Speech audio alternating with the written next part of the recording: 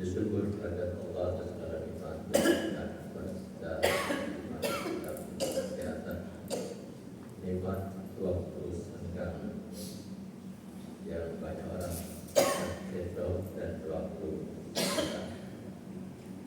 kita izinkan oleh Allah SWT dapat menyempatkan untuk bersama-sama dalam majlis yang dianugerahkan oleh Allah SWT, majlis ilmu, majlis mereka selalu menemukan pada sisi Al-Quran dan seluruh ada yang sunnah kita Allah wa yatadarasuna bainahum, mereka membaca dan mengkaji ayat Allah. Itulah majlis ilmu. Semoga salawat salam terlimpahkan kepada junjungan kita Muhammad sallallahu alaihi wasallam serta para sahabatnya, keluarganya, dan semoga kita sertakan dalam limpahan rahmat Allah serta salawat dan salam kita kepada junjungan kita Muhammad sallallahu alaihi wasallam. Pada malam hari ini kita akan membahas, mengkaji salah satu di antara ayat Al-Quran dalam surat An-Nahl, surat An-Nahl surat 16 ayat 61. Silakan sebagaimana biasa kita akan awali dan bersama-sama membaca ayat ini. Kemudian kita akan bahas bersama-sama surat An-Nahl surat 16 ayat 61.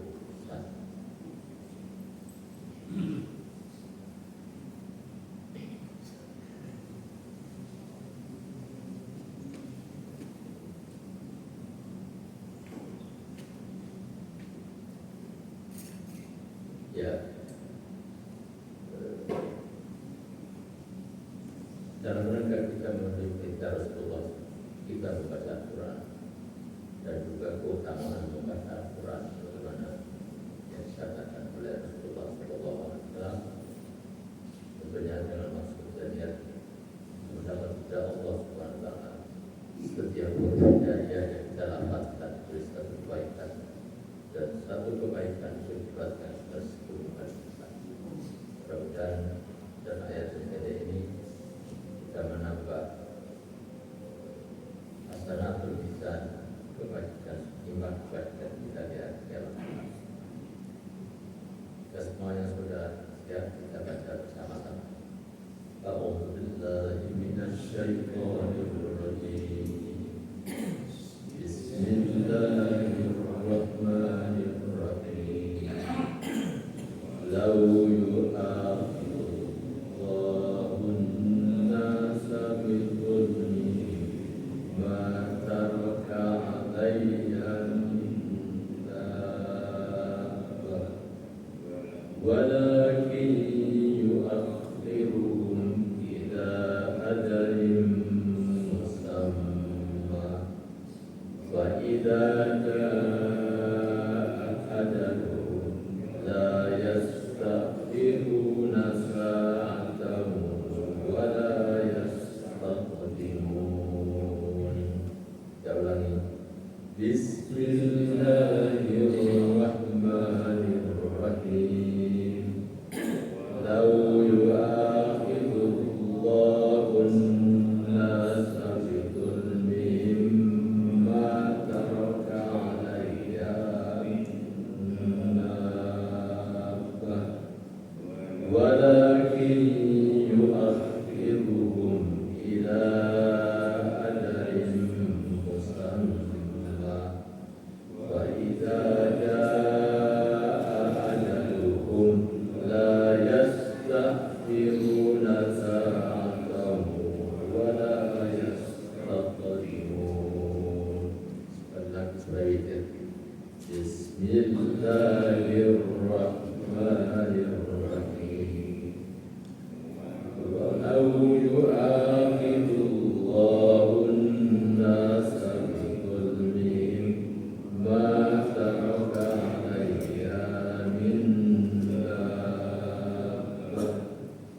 ولكن يؤخرهم إلى أجل مسمى وإذا جاء أجلهم لا يستأخرون ساعة ولا يستقدمون.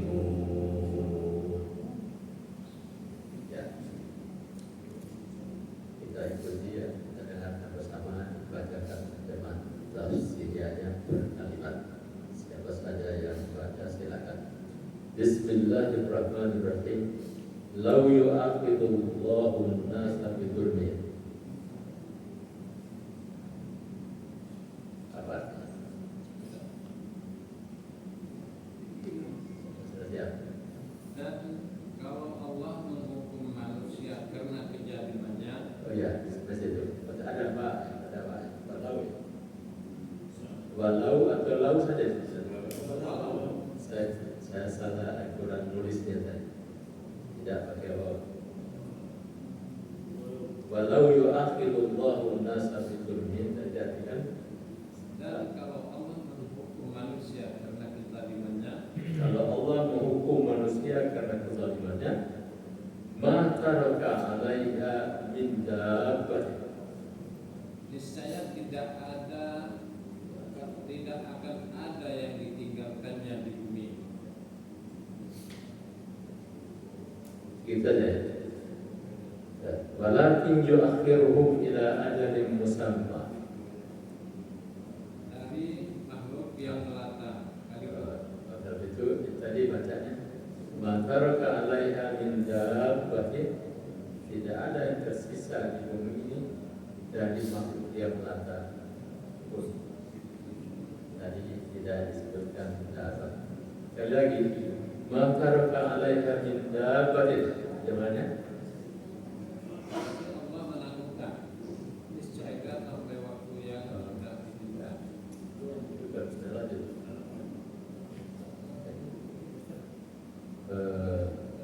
Itu baru dibaca sekarang. Walakin yu'akhiruhum ila ajalin musamman, akan tapi Allah menentukan mereka kepada waktu yang ditentukan.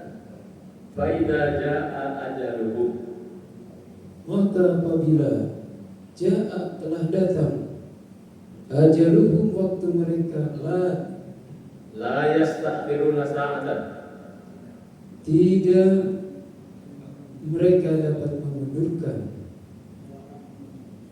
sesaat. sesaat Wala yastaqdimun, dan tidak mereka dapat mendahulukan. ya. Ya, sini kita belajar untuk melihat kalimat, satu kalimat itu sampai di mana terjemahannya. Kalau berkata lagi lau walau dan seandainya yu'akhidullah, Allah menghukum an-nasa, manusia, bidzulmihim, karena kezaliman mereka. Nah, kita baca satu kalimat, walau yu'akhidullahu an-nasa bidzulmihim.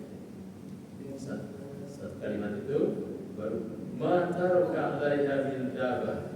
Ma taraka tidak tertinggal, tidak tersisa 'alaiha, di atas bumi ini, min dabbatin, dari makhluk yang melata. Dabbah itu artinya makhluk melata. Seperti dalam surat Yunus ayat 60, surat Hud ayat 6 disebutkan, wa ma min dabbatin fil ardi illa 'ala Allahi rizquha. Tidak ada satu pun makhluk yang melata di bumi ini melainkan Allah memberi rezeki kepada. Dabbah itu artinya binatang atau makhluk yang melata. Binatang kan manusia tidak termasuk. Maksudnya sini ada termasuk juga makhluk yang melata. Lalu kalimat berikutnya, walakin yu'akhiruhum ila ajalin musamma. Tetapi Allah menangguhkan. Apa yang ditangguhkan? Hukuman itu Allah tangguhkan. azab Allah itu ditangguhkan ila ajalin musamma, hingga datang ajal tua musamma yang ditentukan, hingga datang waktu yang ditentukan, hingga datang ajal yang ditentukan dan terjawab. Faidah jaa, maka apabila datang ajaluhum, ajal mereka, waktu yang sudah ditentukan itu, la yastakhiruna, tidak bisa mereka minta untuk diundurkan, tangguhkan saatan, sesaat pun, bukan 1 jam, sesaat pun, sedetik pun, semenit pun. Wala yastakhirun, dan tidak pula mereka untuk dipercepat.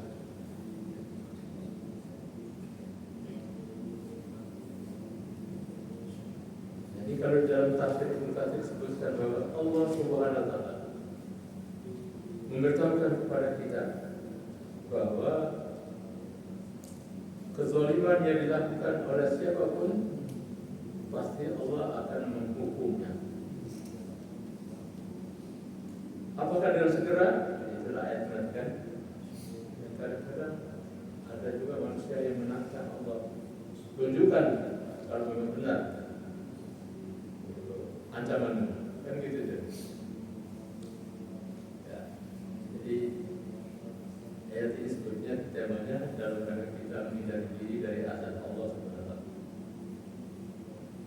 Azab Allah yang tidak kita ketahui datangnya dengan tiba-tiba, kadang-kadang sedang kita tidur enak malam hari, sedang bermain-main, sedang segala macam, tiba-tiba saja datang azab karena kezaliman yang dilakukan. Persis seperti yang kita ikuti dalam salah satu video yang baru saja tanggal 29 Juni kemarin itu, bagaimana Venezuela di Amerika yang gempa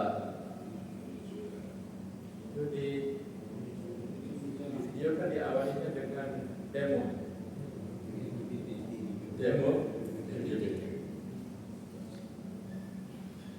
Apa itu azab dari Allah?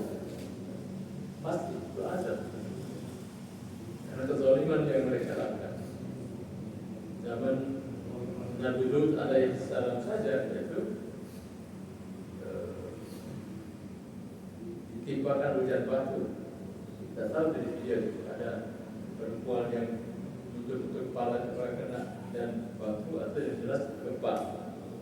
Gedung-gedung rontok seperti kerupuk aja. Kalau sudah datang azab dari Allah Subhanahu. Karena itu dalam tafsir Ibnu Katsir disebutkan la yu'ajjiluhum bil uqubati. Kalau ada seseorang yang melakukan kezaliman, maka Allah tidak akan mempercepat, menyegerakan hukuman pada mereka.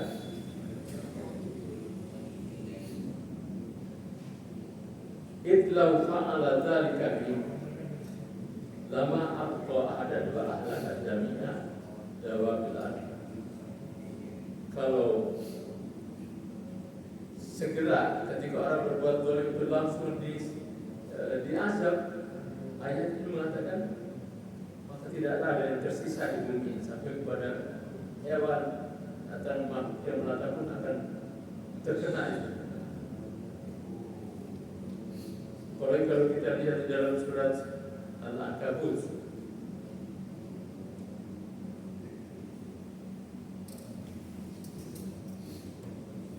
Surat Al-Ankabut ayat 53 itu ayat 47, ayat 53 54 mereka minta dihukum. Al-Ankabut ayat 53, wa yasta'jilunaka bil adzab walaula ajalun musamma la ja'ahumul adzab. Surat Al-Ankabut ayat 53. Nah ini silakan dibaca baca seluruhnya, nggak usah berkali. Wa yasta'jilunaka bil 'adzabi walaula ajalun musamma laja'ahumul 'adzab wa la ya'tiyannahum baghtatan wa hum la yash'urun. Artinya, dan mereka meminta kepadamu agar segera diturunkan azab. Kalau bukan karena waktunya yang telah ditetapkan, niscaya datang azab kepada mereka, dan azab itu pasti akan datang kepada mereka dengan tiba-tiba, sedangkan mereka tidak menyadari. ya, nantang Allah kan?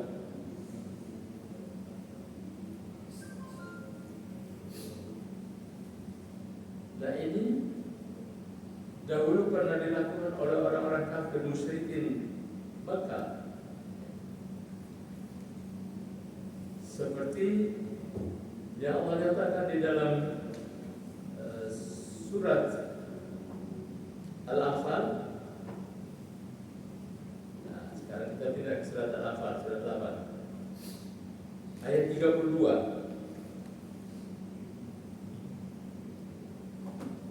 Itu mereka menantang Allah. Surat 8 ayat 32. Wa idh qalu Allahumma in kana hadha huwa al-haqqu min 'indika fa'amtir 'alaina hijaratan minas sama'i aw i'tina bi'adzabin 'alim. Baca temannya.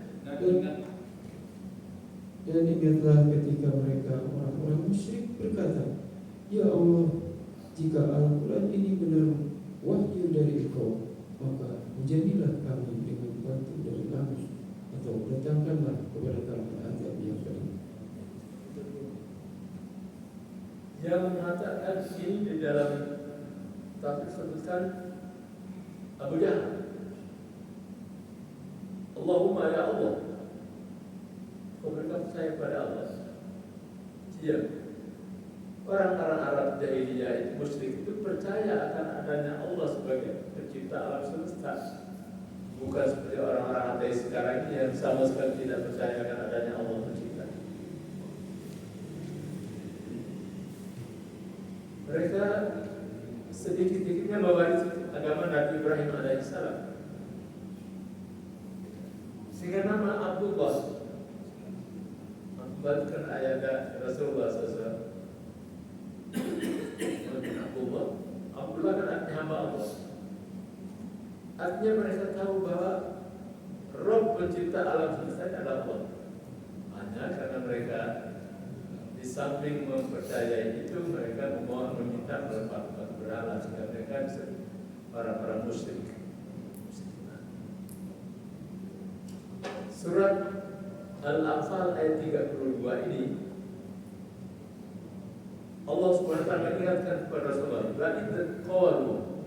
ingatlah wahai Muhammad, ketika mereka, yakni orang-orang musyrikin Arab, sebutkan di antaranya Abu Jahal, mereka berdoa, kalau benar Al-Quran yang dibawa oleh Rasulullah ini, buktikan apa mereka. Silakan hujani kami dengan hujan batu, atau datangkan kepada kami azab yang pedih daripada ini. Tapi jawabnya kan sama seperti surat An-Nahl ayat 61 tadi. Kalau Allah SWT, karena kezaliman mereka, kemusyrikan mereka itu lalu diazab oleh Allah seketika, nah itu nanti banyak yang jadi korban karena kezaliman yang mereka lakukan. Nah, karena itu kita kembali ke surat An-Nahl ayat 61 tadi.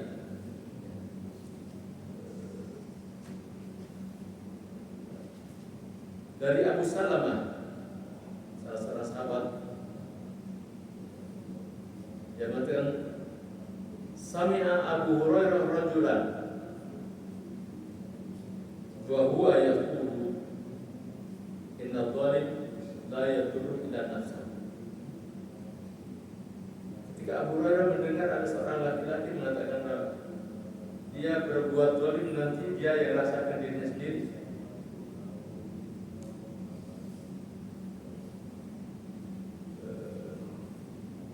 Kata Abu Hurairah,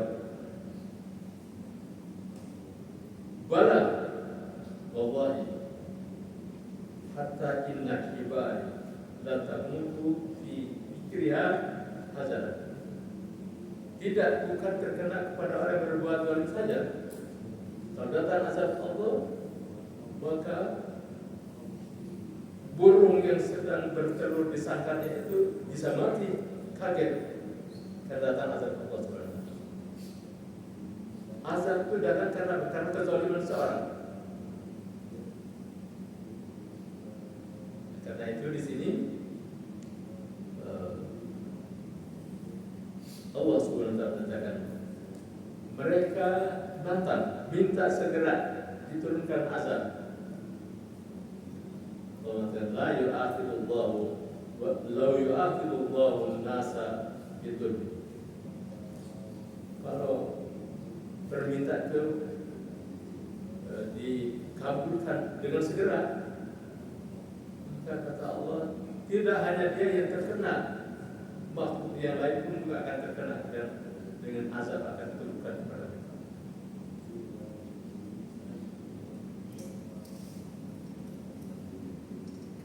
Nah, karena itulah di dalam surat Al-Anfal ayat 25, di ayat dalam surat Al-Anfal ayat 25 itu Allah ingatkan wattaqu fitnatan la tusibanna alladziina zalamu minkum khassah. Surat 8 ayat 25. Wa'lamu anna Allaha syadidul iqab. Dan peliharalah dirimu dari siksaan yang tidak hanya menimpa orang-orang yang zalim saja di antara kamu. Ketahuilah bahwa Allah sangat keras sejarah. Ada sahabat tadi yang mengira bahwa kezaliman yang dilakukan itu akan diazab oleh Allah hanya dia saja seorang. Tetapi dalam ayat 25 surat Al-Anfal dikatakan hindari dirimu, jagalah dirimu dari bencana yang tidak hanya menimpa kepada orang-orang yang berbuat zalim saja. Wattaqu fitnatan la tusibanna alladziina zalamu minkum khassah. Khususnya artinya ayat itu mengatakan kezaliman yang dilakukan oleh seseorang bila datang azab Allah akan merata kepada orang yang tidak berdosa, tidak berbuat zalim sekalipun, bukan berlaku kezaliman saja.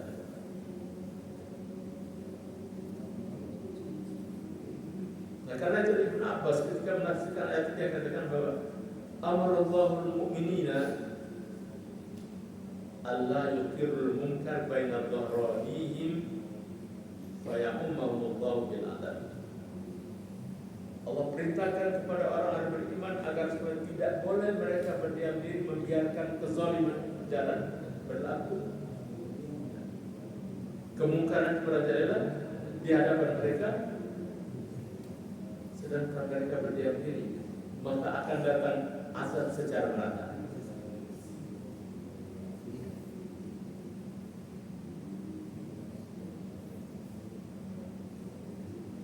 Dalam riwayat lain dari Adi bin Umairah, dia katakan, "Sami'tu Rasulullah sallallahu alaihi wasallam yaqul." Aku dengar Rasulullah bersabda, Inna Allah Azza wa Jalla, sesungguhnya Allah yang maha mulia lagi maha agung, la yu'adzibul ammah bi amal khasah, tidak akan mengazab menurunkan bencananya secara merata akibat perbuatan seseorang diri.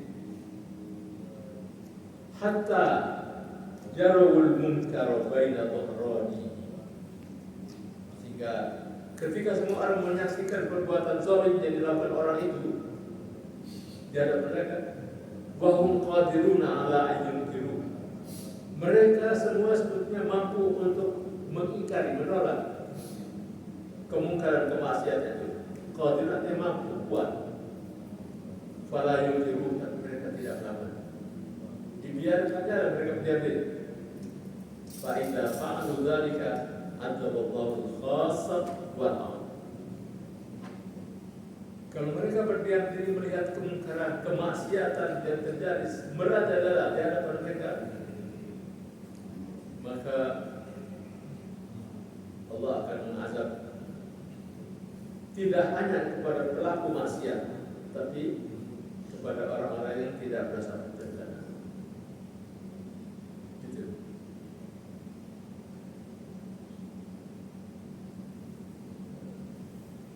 Dari Hudzaifah bin Yaman katakan, Rasulullah sallallahu alaihi wasallam qala, Rasulullah bersabda, "Walladzi nafsi biyadihi," sambil bersumpah demi diriku di tangan Allah, "Lata'murunna bil ma'ruf wa la tanhawunna 'anil munkar."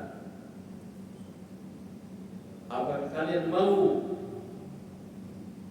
menegakkan amar ma'ruf, mencegah perbuatan mungkar? Aw la yusikanna Allahu an yab'atha 'alaikum iqaban min indi. Atau kalian berdiam diri membiarkan datangnya azab dari Allah. Iqaban min indi, hukuman azab dari Allah. Thumma la tad'unna fala yustajabu lakum fala yastajib lakum. Kemudian kalian berdoa memohon supaya terhindar daripada bencana itu, tidak akan dijawab. Akibat dari suatu kemungkaran dibiarkan saja tanpa ada yang menegurnya.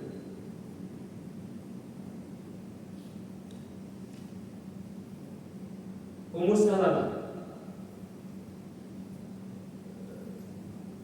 salah seorang istri Rasulullah sallallahu alaihi wasallam, dia mengatakan, "Sami'tu Rasulullah yaqulu," aku dengar Rasulullah pernah mengatakan,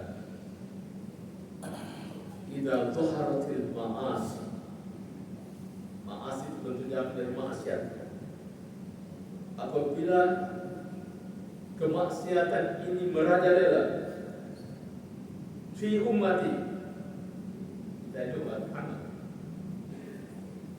Allahumullahu bi'adzabin min indi. Rasulullah SAW mengatakan, Allah akan memberikan azab secara merata. Kata Ummu Salamah, "Qultu ya Rasulullah," yang menceritakan kepada sahabat-sahabat, aku bertanya kepada Rasulullah, "Amma fihi unasun salihuna?" Bukankah di situ banyak juga orang-orang yang saleh, orang-orang yang salat, saum, dan lain sebagainya, tapi mereka semua terkena azab dari Allah? Tanya Ummu Salamah, kenapa kok ada azab Allah tidak hanya menimpa kepada orang yang berbuat dolim saja? Jauh lima tadi mengatakan, "Wattaqu fitnatan la tusibanna alladziina dzalamu minkum khassah." Karena kamu hindari dirimu daripada bencana yang akan menimpa tidak hanya kepada orang berbuat dolim saja. Maka Ummu Salamah sebagai seorang perempuan, perasaannya kan lebih halus. Kok orang tidak berdosa juga ikut diazab? Tidak. Fakaifa yasna'u ulaika? Tanya Ummu Salamah, bagaimana mereka yang tidak berdosa ini, yang selama ini mereka lakukan yang baik-baik? Jawab Rasulullah, "Yusibuhum ma asaban nas." Mereka juga akan terkena musibah ini. Azab itu tadinya kepada orang berbuat zalim, tapi imbasnya kita yang tidak berbuat zalim pun terkena musibah. Musibah kan azab. Tsumma yasiruna ila maghfiratin minallahi wa ridwan. Rasulullah, ya, jangankan kita manusia, makhluk yang melatih saya juga semuanya kena imbasnya daripada itu. Cuma kalau di situ ada orang yang masih baik-baik, akan diampuni oleh Allah. Kalau dia menerima ujian itu dan ridho, bantuan.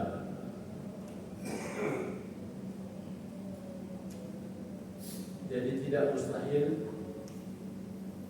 ketika kemaksiatan merajalela lalu kita berdiam diri, tidak mau mengingkari, menolak. Nah itulah kemudian kita punya kewajiban yang sama dalam kaitan amar ma'ruf nahi munkar. Mana Rasulullah Sallallahu Alaihi Wasallam bersabda, "Man ra'a minkum munkaran falyughayyirhu biyadihi."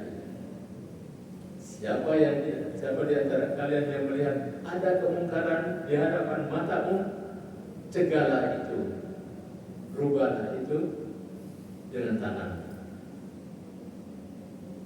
Wa illam yastati fa bilisani.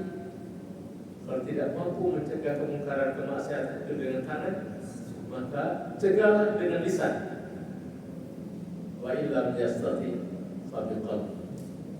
Kalau dengan lisan pun tidak mampu, tetap saja kita dituntut untuk mencegahnya kemungkaran itu dengan hati.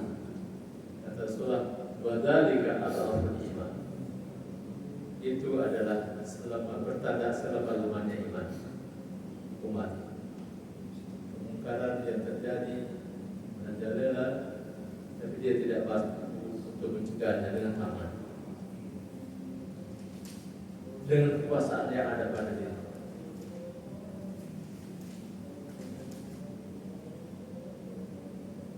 Dengan lisan juga tidak tembus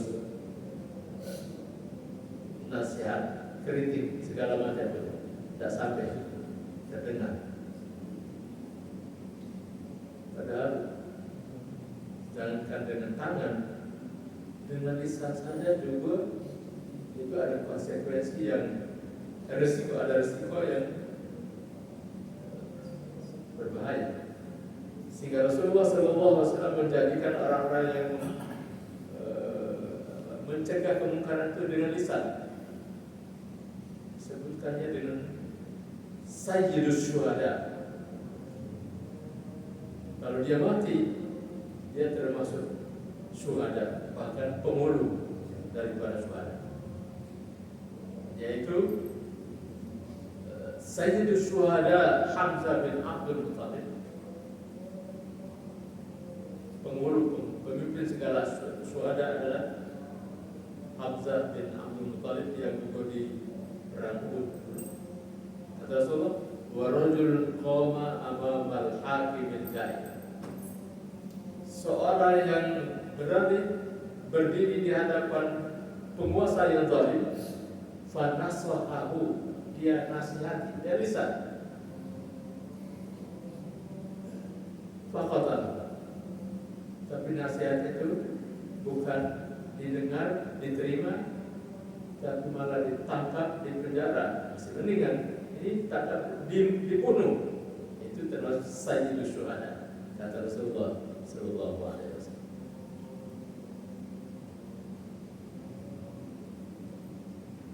Kalau tidak bisa juga analisakan dengan hati, kita tidak bisa melakukan itu. Kita dukung orang-orang berbuat seperti itu, karena buat dengan lisan pun tidak bisa.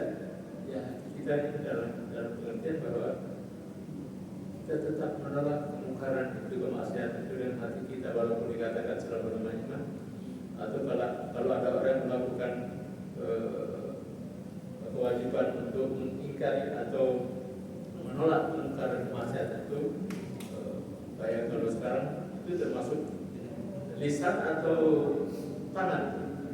Kita mencegah dengan tangan, turun demo misalnya dengan mana menolak kemungkaran kemaksiatan, itu masuk pada man ra'a minkum mungkar falyughayyirhu biyadihi. Tidak dukung. Kalau ada kemungkaran kemaksiatan, kalau sekarang sedang ramai itu kemungkaran kemaksiatan, masa YPG kan baik kan? Tapi benar, mungkar maksiat yang harus ditolak. Kalau yang baik-baik kita apa? Ta'awun 'alal birri wat taqwa, saling menolong dan kebaikan dan takwa.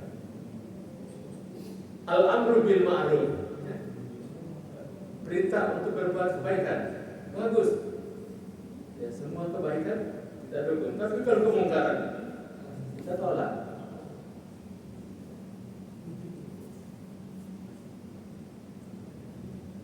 Kalau kemungkaran yang diberitakan harus ditolak dengan tangan, kalau tidak bisa dengan lisan, dan tidak bisa dengan itu, insya Allah merupakan salah satu cara kita menghindari diri dari azab bencana yang akan menimpa secara merata. Karena Rasulullah mengatakan ketika kemaksiatan terjadi merajalela, ya seperti yang di Venezuela itu. Kita di negeri kita ini juga, ketika Majelis Ulama Indonesia memfatwakan bahwa kalau ada LGBT harus hukumannya pidana, ditolak. Ada 39 ormas LSM yang menolak, katanya itu sama dengan melanggar hak asasi manusia. Nauzubillah min dzalik. Apa kita mau mengundang datanya adat seperti Venezuela ini?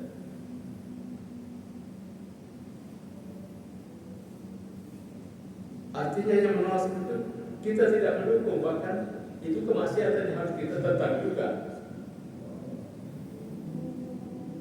Masa fatwa Majelis Ulama tentang hukuman bagi LGBT adalah pidana, ya kan? Pidana kan yang penting pidana ya ditindak.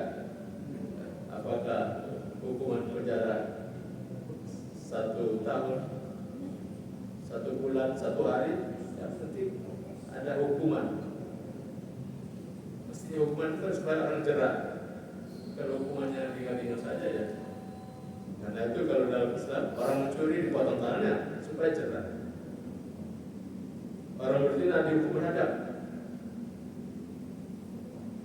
Orang yang homoseks zaman Nabi Lut dahulu kan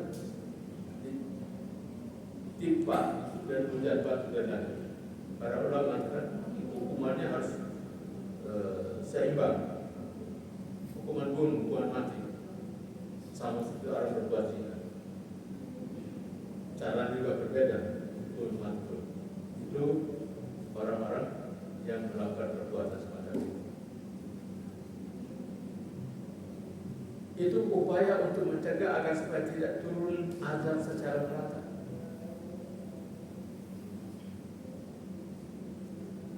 Nah,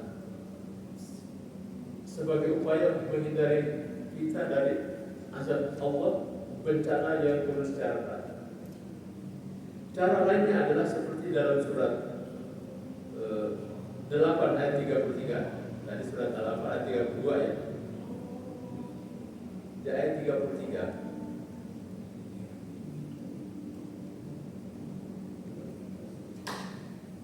Jadi tadi Abu Jahal dan orang musyrik itu meminta supaya kalau benar Al-Quran ini adalah datang dari Allah,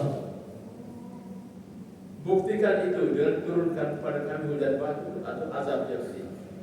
Maka dijawab kepada Allah pada ayat 8 ayat 33. Tadi ayat 32 ya. Ayat 33 dikatakan, "Wa ma kana Allahu yu'adzibahum wa anta fihim." Tidak ketemu ayatnya.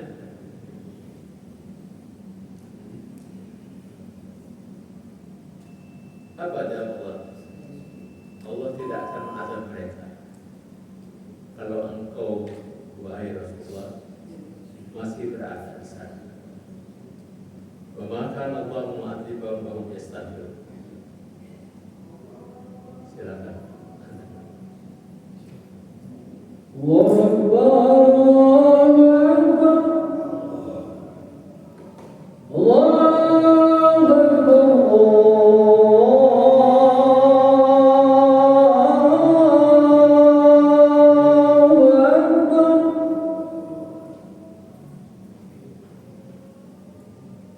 Asyhadu an la ilaha illallah.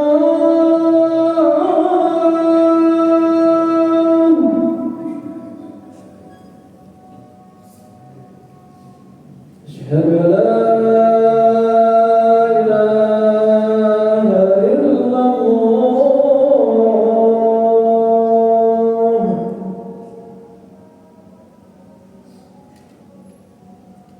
Asyhadu anna Muhammadar Rasulullah.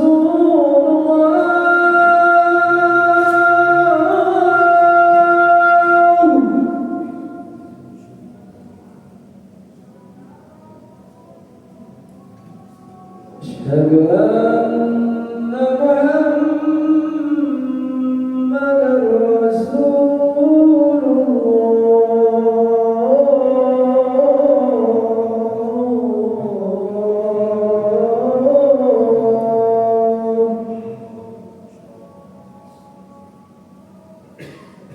Hayya 'alas salat.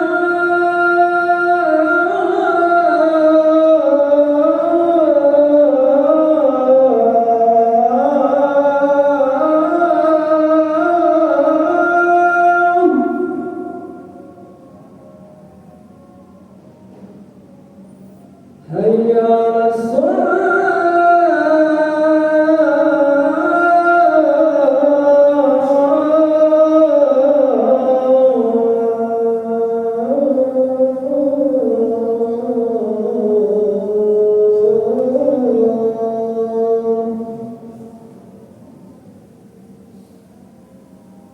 Hayya 'alal falah.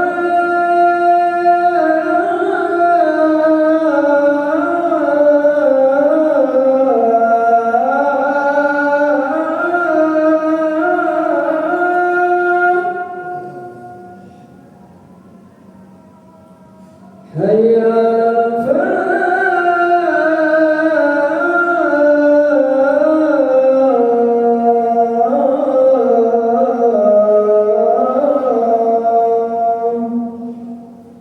Allahu Akbar, Allahu Akbar, la ilaha illallah.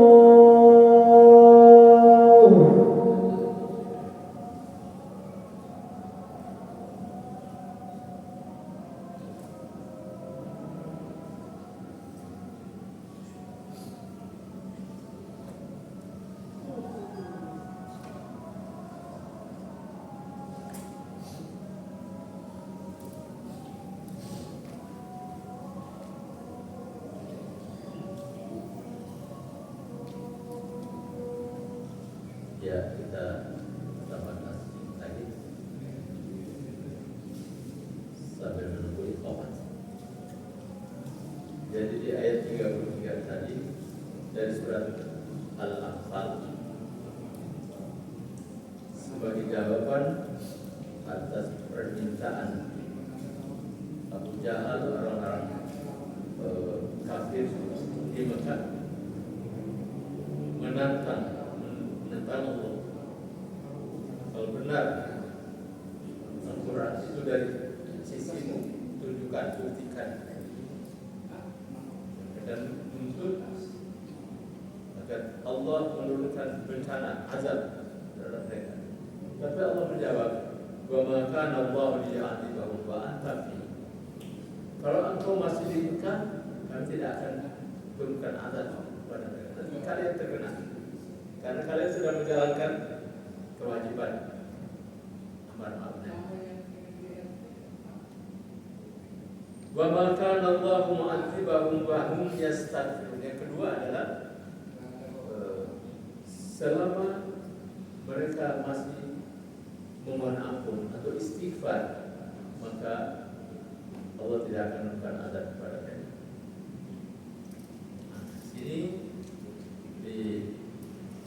Ayat 33 itu dijelaskan dalam tafsir Qala Ibnu Abbas. Ibnu Abbas mengatakan bahwa karena fihim amanani, saat mereka minta supaya diturunkan hujan batu dari langit, kata Ibnu Abbas, pada waktu itu ada dua yang menjamin mereka terhindar dari azab yang kita. Amanani, dua keamanan, dua yang menjamin mereka aman dari azab. Yang pertama adalah karena Rasulullah masih ada, Nabi SAW. Dan yang kedua adalah al-istighfar. Mereka masih beristighfar.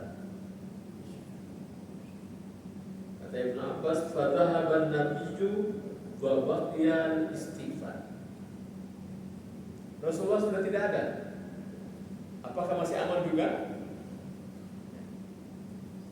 Karena masih ada istighfar, maka insya Allah itu menjadi jaminan tidak akan turunkan azab secara berat.